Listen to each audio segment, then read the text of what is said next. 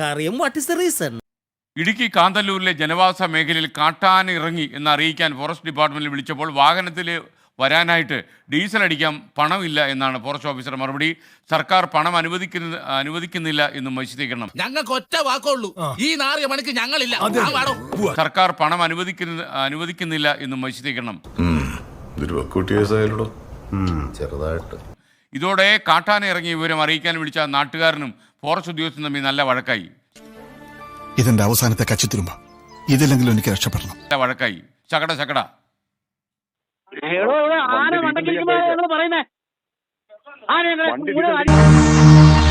അത് കണ്ട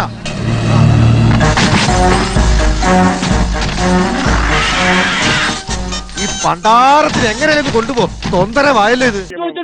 ഡീസൽ വണ്ടി ഉരുട്ടിക്കൊണ്ടുവന്നാ മതിയോ? മര്യാദക്ക് വർത്താനം. നിങ്ങളിപ്പോ ഈ കാണിക്കുന്നത് മുഴുവൻ ശുദ്ധ പോക്കർത്തരാട്ടോ. അവിടെ വന്ന് കത്തിക്കുന്ന ഞാൻ ഒരു പട്ടണക്കാരനാ. ഞാൻ അവിടെ വന്ന് കത്തിക്കും നിന്നേക്ക്.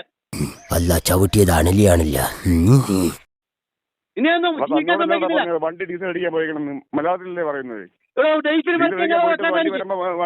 ഇതുപോലെ ആന പ്രശ്നമുള്ള സ്ഥലത്ത് തന്നെ ഡീസൽ മതി. എന്തും മര്യാദയാണോ? എന്റെ തൊപ്പി പോയി ഉറപ്പായി. സർക്കാർ പൈസ തരണ്ട ഡീസൽ അടിക്കാൻ. സർക്കാർ പൈസ തരുന്നേക്കൂടെ ജോലിക്ക് വെച്ചിരുന്നാ സർക്കാർ ശമ്പളം ജോലി. സർക്കാർ ഡീസൽ അടിക്കാൻ പൈസ നല്ല വരാൻ പറ്റുള്ളൂ.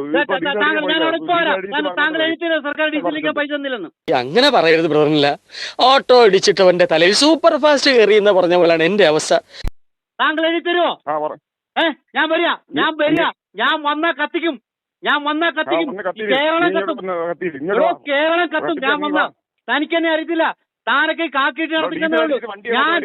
ഞാൻ തോക്ക് പിടിക്കാനാ 17 വർഷം തോക്ക് പിടിച്ചാണ്. അവിടെ വന്നാ കത്തും. പട്ടാളക്കാരെന്ന് പറഞ്ഞിട്ട് പറയുന്ന കാര്യങ്ങളെല്ലാം കത്തിച്ച് കളയുന്ന. കത്തിക്കല്ലേ ചേട്ടാ? കൗതുക ലേശം കൂടുതലാണ്. ഇപ്പോഴും കാന്തല്ലൂരിലെ ജനവാസ മേഖലയിൽ കാട്ടാന തുടരുകയാണ്. അപ്പോൾ ഈ പട്ടാളക്കാരൻ അവിടെ ഫോറസ്റ്റ് ഓഫീസിൽ എത്തിയോ എന്ന് നമുക്ക് രാഹുൽ വിജയനോട് ചോദിക്കാം. കട്ടപ്പനയിൽ നിന്ന് രാഹുൽ വിജയൻ ചേരുന്നു. Rahul Vijayan, good morning. ഞാൻ പട്ടാളക്കാരനെ കത്തിക്കും, അങ്ങനെ അവിടെ എത്തിയോ?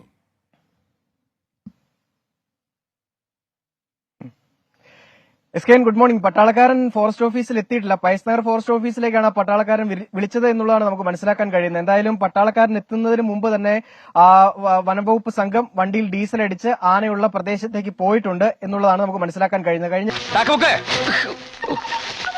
നിനക്കൊരു മീശയുടെ കുറവ് പണ്ടേ ഉണ്ടായിരുന്നു. എന്നാ പിന്നെ ഒരു താടിയും കൂടിയാണ് വെക്കാറില്ല. അത്ര സ്ഥലത്ത് വൃത്തിയോട് മാറിക്കിട്ടേ ചവപ്പെട്ടി മൂടേ. ഇതിനകത്ത് ഓക്സിജൻ കിട്ടുന്നില്ല. Hello sir. 2 മാസമായി ഈ മറയൂർ കാന്തല്ലൂർ മേഖലകളിൽ കാട്ടാന ശല്യം അതിരൂക്ഷമാണ്. എന്നും നാട്ടുകാർക്ക് വനംവകുപ്പിനെ കുറ്റം പറയാനും വനംവകുപ്പിനെ കുറിച്ച് പരാതി പറയാനും മാത്രമായിരുന്നു നേരം. എന്തായാലും ഇത്തവണ ഫോൺ വിളിച്ച് അതിരൂക്ഷമായ രീതിയിൽ പറയേണ്ടി വന്നു.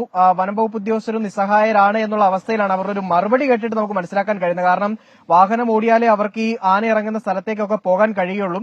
വാഹനത്തിന് ഡീസൽ അടിക്കണം, അത് നിർബന്ധമായിട്ടുള്ള കാര്യമാണ്. അതിന് പൈസ സർക്കാർ കൊടുത്തിട്ടില്ല എങ്കിൽ അത് ഡീസൽ അടിക്കാനും വലിയ ബുദ്ധിമുട്ടുണ്ടാക്കും.